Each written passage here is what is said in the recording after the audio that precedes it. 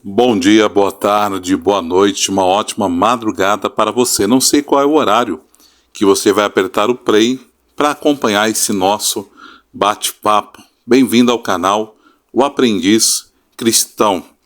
Eu quero começar essa nossa fala, esse nosso bate-papo, te contando uma história. Uma história não é uma história, não é algo real, mas algo fictício. Certa feita, uma serpente estava perseguindo um vagalume. E ela perseguia o vagalume, até que ela conseguiu encurralar o vagalume entre duas paredes. E então o vagalume, desesperado, perguntou: "Pera um pouquinho, deixa eu te fazer duas perguntas antes que você me devore. Por acaso eu faço parte da tua cadeia alimentar?" E a serpente respondeu: "Não." "Então por que você quer me devorar?" Aí a serpente respondeu: "O teu brilho me incomoda. O teu brilho me incomoda." O texto base para nós hoje está em Efésios capítulo 4, versículo 27. Não deis lugar ao diabo. Não deis lugar ao diabo.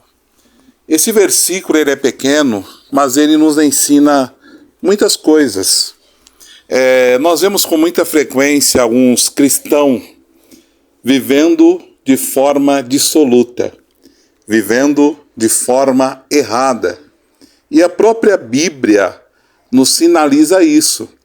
Quando houver o arrebatamento, vai ter um monte de gente que vão ser reprovadas por Deus e vão querer se defender dizendo: "Senhor, em teu nome expulsamos demônio, em teu nome curamos, em teu nome profetizamos, em teu nome fizemos isso e aquilo."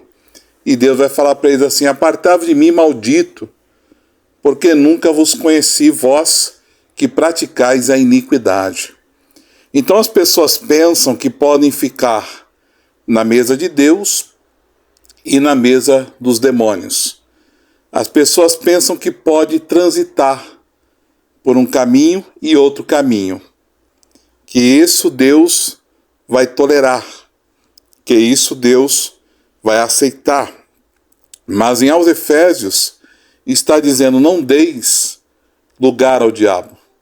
Dar lugar sempre soa na minha mente como um assento, um lugar que está disponível, ou ele está ocupado. Se ele está ocupado, não tem como ninguém se assentar lá. Então só tem uma forma de não darmos lugar ao diabo: ocupando o lugar, preenchendo o lugar com a presença de Deus, do seu Santo Espírito, e não vacilarmos entre o santo e o profano. Eu te lembro que nas cartas endereçadas para as igrejas da Ásia, Deus não faz vistas grossas. Você vê que Deus pontua os pontos positivos de todas, dizendo: "Eu sei que você faz isso bem, eu sei que você coloca à prova aqueles que se dizem ser apóstolos, mas não são, mas eu tenho, porém, contra ti isso e aquilo." O Senhor pontua o ponto negativo. O Senhor sinaliza o ponto errado. E o Senhor diz assim ainda: "Lembra de onde caíste e te arrepende. Se não se arrepender, eu voltarei, arrancarei a sua lâmpada, a sua luz." E eu acho interessante essa história do vagalume e da serpente, porque a luz incomoda. Não há harmonia entre luz e trevas. Somos sal da terra e também somos luz do mundo. E não se pode colocar, por exemplo, uma candeia, uma luz, embaixo da cama. Tem que se colocar no velador, num lugar bem alto, para que ilumine a cidade, ilumine mais e mais. Então, queridos, se nós comprometermos a nossa luz, se nós comprometemos a nossa graça perante o Senhor, o nosso poder de iluminar, porque eu diria que há pessoas que são lâmpadas acesas e outras são lâmpadas falhas, lâmpadas que piscam, lâmpadas que oscilam. Há muito tempo atrás, Um crente teve uma revelação de Deus, que ele via o mundo de cima e alguns pontos acesos. E ele perguntava para Deus o que seria aqueles pontos acesos, e Deus disse para ele que seriam os seus servos. Mas eu creio, não está nessa revelação dele, que teria alguns pontos piscando. Alguns contatos com Deus comprometidos. Alguns contatos com Deus cometendo e correndo risco de se apagar, de se findar. Eu te lembro da virgem louca, que tinha a lâmpada acesa, mas não tinha reserva. Então chegou uma hora que aquela lâmpada começou a falhar, até que apagou totalmente, até que apagou plenamente. Sabe quando uma lâmpada dá uma falhada, você torce ela um pouquinho mais, ela pega, mas depois vai falhando mesmo? Isso é ruim. E nós, muitas das vezes, estamos comprometendo a nossa vida espiritual. Porque ficamos nesses dois caminhos. A amizade com o mundo é inimizade contra Deus. Não pensemos que Deus vai fazer vista grossa ao meu, ao seu, ao nosso erro. Eu tenho aconselhado pessoas por esse tempo e tenho estado chocado com alguns aconselhamentos que eu tenho dado, porque eu sou um camarada muito transparente. Quando me pedem conselho, vão ouvir conselhos.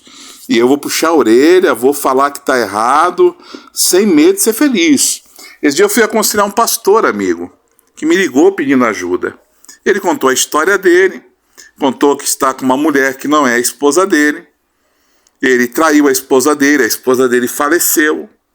E ele está numa situação muito difícil, muitas coisas complicadas na vida dele. E eu perguntei para ele assim, mas por que você não casa? Ah, porque ela quer uma casa própria, ela quer uma casa dela, é uma mulher que já tem 2 filhos. Ela sonha ter a casa dela, e eu não posso deixar minha filha, e a gente não tem dinheiro para fazer festa. Aí eu falei para ele, meu amigo, o que te impede de casar e você morar na sua casa e ela morar na casa dela? Não é a coisa mais correta a se fazer, mas você fechou a brecha, você casou. Aí ele questionava que ele está indo para o monte orar, está orando, está na igreja, está pregando. Aí eu perguntei para ele assim, mas meu amado, você está ceando? E ele falou, estou. Eu falei, então, você está ceando em pecado. Porque você ceia e à noite você se deita com essa mulher. Você vai para o monte orar e à noite você se deita com essa mulher. Você está em pecado e Deus não é um Deus de brincadeira. Deus não leva em conta esse desvio de conduta. Ou somos ou não somos, ou fazemos certo ou não fazemos certo. Ele até chegou e falou para mim assim, poxa, então eu estou entendendo um pouco. Eu falei, você está em pecado, você está errado. Se alguém te pedir para você aconselhar ele, você não pode. A sua palavra não tem peso. Fecha a brecha, pelo amor de Cristo. As outras coisas vão acontecer. Aí ele falou, mas eu só queria que Deus me ajudasse. E aí eu, ousadamente, falei para ele, Deus não quer te ajudar, porque você está errado. A gente não entende que o pecado afasta Deus de nós, inibe até mesmo o agir de Deus, porque se Deus me abençoar em pecado, eu não me arrumo, eu não me aprumo, eu não me acerto. Dá para entender um pouco do que a gente passa a nível de aconselhar pessoas, falar com pessoas? E tenta entender quantas pessoas na igreja estão em vida dupla, com dinheiro ilícito, roubando dinheiro, pecando. Vou usar um termo pesado, está transando com mulheres e homens que não são os deles, com a mente parecendo um prostíbulo ambulante. Talvez você não vá para o bordel, mas a mente é um prostíbulo ambulante, a boca é torpe. Se alguém tomar um dinheiro seu, você já mudou seu temperamento, seu gênio. Há mentiras, a falsidade pós-culto. Eu digo pós-culto, cultuou, fez cara de vaso como a Cã, mas tem um pecado escondido. Então são coisas que comprometem a sua lâmpada, a sua luz. E se você não ama a sua luz, se você não ama brilhar para Cristo, se você não ama falar em língua estranha porque Deus te batizou, se você não ama chorar na igreja porque Deus te quebrantou, se você não ama sentir alegria, sorrir igual um doido porque Deus te visitou, o que você possa amar? É muita falsidade. E devemos tirar essas falsidades de nós. O que a palavra diz? Se o meu povo, que se chama pelo meu nome, se humilhar, clamar, orar, se arrepender, bênçãos condicionais. Porque há um se. E se eu não me posicionar, eu não sou abençoado. Deus não tem negócio com quem não tem negócio com ele. Dá para entender isso? É o vagalume que tem o poder de iluminar, mas não ilumina, porque está vivendo em erros, está vivendo em transgressões, em delitos, em falhas, em faltas. Feche a brecha, tampe a brecha, brinde a brecha, não peque, não transgrida. Essa é a palavra hoje aqui do Aprendiz Cristão, e eu espero que Deus te abençoe. Estamos juntos, querido. Se inscreva no canal, compartilhe esse vídeo com alguém, para que alguém seja também alcançado. E estamos juntos até o arrebatamento. Beijo no coração, um abraço sincero, em nome de Jesus.